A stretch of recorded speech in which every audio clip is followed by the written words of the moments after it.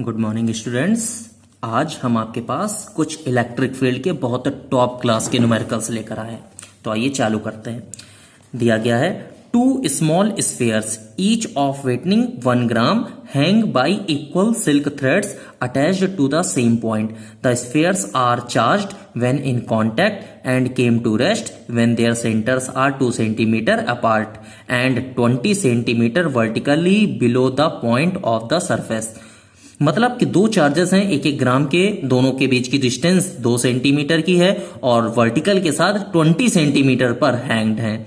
हमसे पूछ रहा है find the charge on each sphere if G की वैल्यू सीजीएस सिस्टम में इतनी दी गई है। तो देखिए क्वेश्चन में फिगर दिया गया है कि एक वर्टिकल सपोर्ट ले लिया मैंने, इसी से 1-1 ग्राम के दो मासेस यहां पर सस्पेंडेड हैं, आपस में इनके बीच की डिस्टेंस 2 सेंटीमीटर, तो इनको 1-1 सेंटीमीटर कर दिया, तो मीटर में चेंज करने पर 0.1 मीटर 0.1 मीटर।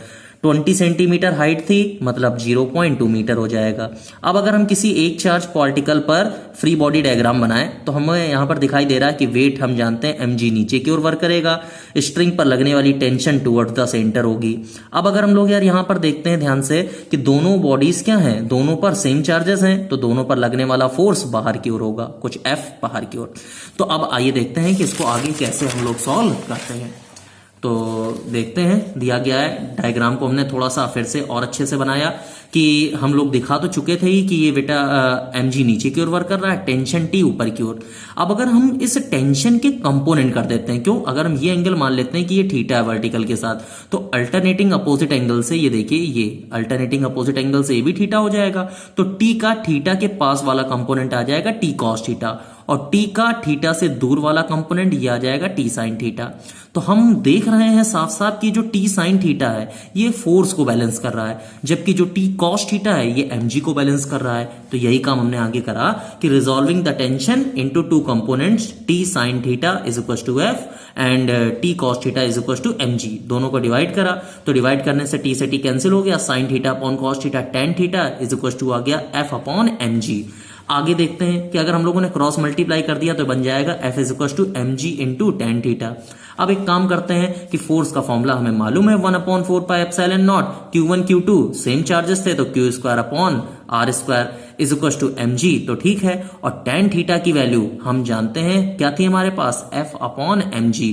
तो एक काम करते हैं कि फिगर से हमने टेन थीटा की वैल्यू निकाल ली, tan theta is equal to हम लोग लगाएंगे परपेंडिकुलर अपॉन बेस, तो परपेंडिकुलर थीटा के सामने वाला परपेंडिकुलर और ये बन जाएगा क्या, बेस। तो परपेंडिकुलर जरा ध्यान से देखिएगा कि ये परपेंडिकुलर की वैल्यू हम लोगों को दी गई थी 1 सेंटीमीटर मतलब 0.01 मीटर, और बेस का मतलब क्या, ये हाइट हमारी, तो हाइट थी 20 सेंटीमीटर, जो हाइट लटकी हुई थी बॉडी से, तो 0.2 मीटर आ गई। तो ये वैल्यू उठाकर हमने यहां पर सब्स्टिट्यूट कर दी। तो अब हम क्या देखते हैं कि 1/4 पाई एप्सिलॉन नॉट की value 9 into 10 to the power 9 Q square, तो ठीक है। अब R की वैल्यू मुझे निकालनी है, तो R ध्यान से देखिए कि ये वैल्यू थी हमारे पास क्या 1 सेंटीमीटर और ये थी क्या 0.2 सेंटीमीटर, ये 0.1 ये 0.2, तो R का काम क्या होगा, R हमारी यही तो है पॉइंट से डिस्टेंस, तो ये पाइथागोरस थ्योरम से निकाली जा सकती है, अंडर रूट 0.1 का स्क्वायर प्लस 0.2 का स्क्वायर। तो वही चीज देखिए यहां पर हम लोगों ने करी कि अंडर रूट 0.01 का स्क्वायर प्लस 0.2 का स्क्वायर। mg मास हमारा था 1 ग्राम, तो इसको kg में चेंज कर लिया, 1 into 10 to the power minus का 3। g की वैल्यू 9.8, सब कुछ mks में रख रहे हैं तो इसलिए g की वैल्यू cgs वाली नहीं रखी जो क्वेश्चन में दी गई थी 980, हमने mks वाली रखी। और यहां से हमने क्या करा कि जब इसको हमने सॉल्व कर लिया tan थीटा को, तो ये सॉल्व करके आ गया 0.05। अब सॉल्व करते हैं कि ये तो ठीक था, Q स्क्वायर ये था, इसको हमने स्क्वायर रूट सॉल्व कर लिया तो ये सॉल्व करके आ गया 0.0401 इज इक्वल टू, इधर इसको सॉल्व करा तो ये वैल्यू आ गई। अब हमने करा क्या यहां से कि हमें Q स्क्वायर की वैल्यू निकालनी है, तो ये वाला टर्म ऊपर चला जाकर मल्टीप्लाई में और ये वाला टर्म नीचे आकर डिवाइड में आ जाएगा। अब हमने करा क्या कि जब हम यहां से Q स्क्वायर की वैल्यू को सॉल्व करते हैं तो सॉल्व करने से ये वैल्यू आ गई, स्क्वायर रूट लिया, स्क्वायर रूट लेने से ये वैल्यू आ गई।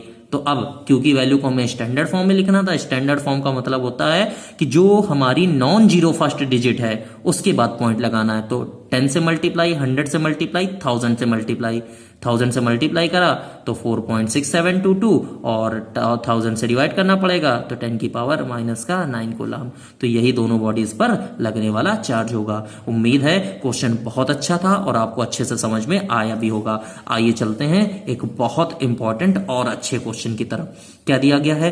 क्वेश्चन कह रहा 4 equal magnitude point charges 3 microcoulomb are placed at the corners of a square. मतलब कि 3 माइक्रोकूलम के चार्जेस हैं स्क्वायर पर रखे हुए हैं 40 सेंटीमीटर ऑन ईच साइड, हर एक की साइड 40 सेंटीमीटर है। तो 2 charges diagonally opposite to each other are positive and other 2 are negative. मतलब 4 चार्जेस में जो आमने सामने के डायगोनल वाले 2 चार्जेस हैं पॉजिटिव हैं और अदर 2 क्या है? नेगेटिव है। हमसे कह रहा find the force on the either negative charge, कि नेगेटिव चार्ज पर लगने वाला फोर्स हमें फाइंड करना है। तो आइए देख लेते हैं। सबसे पहले फिगर पर नजर डालते हैं। हमने क्या करा कि एक फिगर बना दिया है स्क्वायर का। इस पर देखिए ध्यान से, मैंने Q1, Q2, Q3, Q4 charges रख दिए।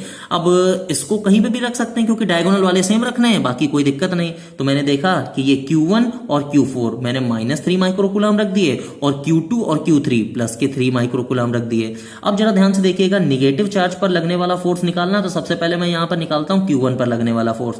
तो ध्यान से देखिएगा कि Q1 Q2 पर भी फोर्स लगा सकता है, Q1 Q4 पर भी लगा सकता है और Q1 Q3 पर भी लगा सकता है। तो जरा ध्यान से देखिए कि Q1 जो Q2 पर लगाएगा इधर की ओर होगा फोर्स। क्यों? क्योंकि निगेटिव और पॉजिटिव चार्ज में अट्रैक्शन होता है, तो ये अंदर की ओर लगा। अब जरा देखिए ध्यान से कि यहां पर मैंने कहा क्या कि Q1 Q3 पर जो फोर्स लगाएगा, मैंने मान लेते हैं कि ये जो Q1 Q2 पर लगा रहा है इसको मैंने F2 से रिप्रेजेंट करा। अब एक काम मैं करता हूं कि Q1 वाला जो Q3 पर फोर्स लगा रहा है तो ये निगेटिव और पॉजिटिव की वजह से फिर से अट्रैक्शन, तो ये इधर की ओर F3 वर्क करेगा। अब एक काम मैं कर लेता हूं कि जरा ध्यान से देखिए कि जो Q1 है Q4 पर लगाएगा तो ये भी माइनस चार्ज, ये भी माइनस चार्ज, इसलिए इसकी डायरेक्शन F4 माइनस बाहर की ओर हो गई। स्क्वायर है तो सारी साइड्स 40-40 सेंटीमीटर की हो जाएंगी। तो आइए अब हम इसको सॉल्व करते हैं। तो जरा देखिए क्वेश्चन में दिया गया है कि गिवन है मेरे पास Q1 और Q4 की वैल्यू माइनस का 3 माइक्रोकूलम, Q2 और Q3 की वैल्यू प्लस का 3 माइक्रोकूलम। अब हमसे कह रहा force on Q1 due to Q2 and Q3 are attractive denoted by F2 and F3, जैसा मैंने आपको समझा दिया। Magnitude of F2 is equal to होगा मैग्नीट्यूड ऑफ F3। जरा ध्यान से देखिए, क्यों? क्योंकि माइनस और प्लस की वजह से चार्ज और माइनस और प्लस की वजह से चार्जेस सेम है, इसलिए दोनों के मैग्नीट्यूड्स क्या होंगे? बराबर होंगे। तो एक काम मैं करता हूं, कोई एक निकाल लेता हूं। तो F3 मैंने निकाला, तो F3 मैं निकालने जा रहा हूं। तो F3 कैसे निकालेंगे आइए जरा देखते हैं। तो F3 फोर्स लगने वाला 1 पर 3 की वजह से, वो कहलाएगा F13। फॉर्मूला बन गया क्या हमारा? F3 is equal to 1/4 pi epsilon not Q1 Q3 upon क्या? R square. 1/4 pi epsilon not की वैल्यू फिर से हर बार की तरह 9 × 10 की पावर 9, Q1 भी 3 × 10 की पावर -6 और Q3 भी 3 × 10 की पावर -6। ध्यान देने वाली बात यहां पर है, कुछ लोग पूछेंगे कि सर Q1 तो हमारा निगेटिव था। तो बेटा इलेक्ट्रिक फील्ड है, हम डायरेक्शन ले रहे हैं, इसलिए अब वैल्यू रखने की जरूरत नहीं है। अगर कोई स्केलर क्वांटिटी होती जैसे पोटेंशियल हो गया तो वहां पर हमें विद द साइन चार्ज रखने पड़ेंगे। आर की वैल्यू हम लोग देखेंगे कि वैल्यू हम लोग जानना है कि 40 सेंटीमीटर था, तो इसको 0.4 मीटर लिख सकते हैं, उसका स्क्वायर करा, सॉल्व करा तो 81/0.16 × 10 की पावर -3 आ गया। और हमने करा यहां से पॉइंट हटाया तो ऊपर जाकर 100 बन जाएगा, वो 10 की पावर -3 से सब्स्टिट्यूट होकर 10 की पावर -1। अब यहां से 10 की पावर -1 नीचे आ गया तो 8.1 बन जाएगा अपॉन क्या? 16 न्यूटन। अब हमने बताया कि ये हमने निकाला है F3 और मैं बता चुका हूं कि F3 की वैल्यू F2 के बराबर है। क्यों? क्योंकि दोनों अपोजिट चार्जेस हैं देखिए और डिस्टेंसेस भी सेम है, तो दोनों की वैल्यू आपस में बराबर होगी। तो वही चीज मैंने कहा कि F2 और F3 बराबर है, बट दोनों की डायरेक्शन कैसी है? परपेंडिकुलर। आप लोग देख भी रहे हैं कि एक ये देखिए कुछ इस तरफ लग रहा है और एक आपको देखने में आ रहा है कुछ इस तरफ लग रहा है, तो दोनों परपेंडिकुलर हैं। तो याद करिए कि दो वेक्टर्स परपेंडिकुलर होते हैं तो उनका रिजल्टेंट हम निकालते हैं √a² + b², तो F2² + F3²। तो जरा देखिएगा ध्यान से कि 8.1 का स्क्वायर प्लस 8.1 का स्क्वायर, और अपॉन में 16 था उसका मैंने अलग से स्क्वायर कर दिया। तो ये देखिए सॉल्व करने से आ गया 8.1 रूट 2 अपॉन क्या 16 न्यूटन। तो यहां से क्या हुआ कि f की वैल्यू रूट 2 रखकर डिवाइड कर सॉल्व करी तो ये वैल्यू आ गई निकलकर 0.71594, और इसी को अप्रॉक्स में मैंने लिख दिया 0.72 न्यूटन। अब ये डायरेक्ट कहां से होगी, Q1 से Q4 की ओर। तो देखिए जरा ध्यान से कि जो लगने वाला फोर्स है ये Q1 से Q4 की तरफ वर्क करेगा। क्यों? क्योंकि हम जानते हैं कि फोर्स तो लग रहा है बाहर की ओर, लेकिन इसको बैलेंस करने के लिए रिजल्टेंट इनका अंदर की ओर लगेगा।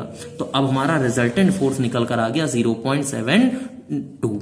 अब एक काम करते हैं यहां पर कि हम लोग यहां पर निकालते हैं कि force on Q1 due to Q4, अभी मैंने Q1 पर निकाला था, ठीक है ना। अब हम यहां पर डायरेक्ट फोर्स का फॉर्मूला लगा सकते हैं कि F1 पर F4 के थ्रू लगने वाला फोर्स अवे होगा, तो वैल्यूज की 1/4 रखेंगे, डायरेक्ट वैल्यू रख दी 9 × 10⁹, Q1 Q2 दोनों की सेम वैल्यू, और अपॉन क्या R स्क्वायर। तो अब R की जगह क्या चलेगा, R का मतलब Q1 पर Q4 की जगह डिस्टेंस, तो ये डिस्टेंस हमारी R का काम करेगी। तो अब इसको R निकालना है, तो ये 40 है, ये भी तो 40 है, तो पाइथागोरस थ्योरम से इसको निकाल सकते हैं, √40 का स्क्वायर प्लस √40 का स्क्वायर। अब इसको सेंटीमीटर को मीटर में चेंज कर लें तो 0.40 का स्क्वायर प्लस 0.40 का स्क्वायर, देखिए यहीं पर यहां पर करा गया है, तो 0.40 का स्क्वायर अब रख दिया। अब सेंटीमीटर में था तो यहां पर हम लोगों ने जब वैल्यू निकालेंगे हाइपोटेनस से तो √2 भी आ जाएगा साथ में। तो देखिए ये हम लोगों ने 0.40 √2 उसका स्क्वायर सॉल्व करा तो ये वैल्यू निकलकर इतनी आ गई। तो हम लोग देख रहे हैं कि F1 की वैल्यू जो आ गई निकलकर वो आ गई 0.24। अब अगर हम रिजल्टेंट फोर्स लगाएंगे ऑल द 3 फोर्सेस का, तो जरा ध्यान से देखिए कि जो पहले फोर्स हम लोगों ने निकाला था कौन सा, यहां पर देखिए जो वैल्यू हमारी आ गई थी 0.72, ये किस वजह से आई थी, 72 फोर्स जो आया था वो Q1 पर Q2 की वजह से और Q1 पर Q3 की वजह से फोर्स, इन दोनों फोर्सेस का रिजल्टेंट आया था 0.72। अब एक ये बचा हुआ फोर्स था वो भी तो मैंने निकाल लिया, तो अब इन दोनों की वजह से लगने वाला फोर्स हमारा आया था किधर की ओर, इन दोनों के बीच लगने वाला फोर्स हमारा आया था इधर की ओर, इन दोनों का रिजल्टेंट कहीं इनके बीच से गया।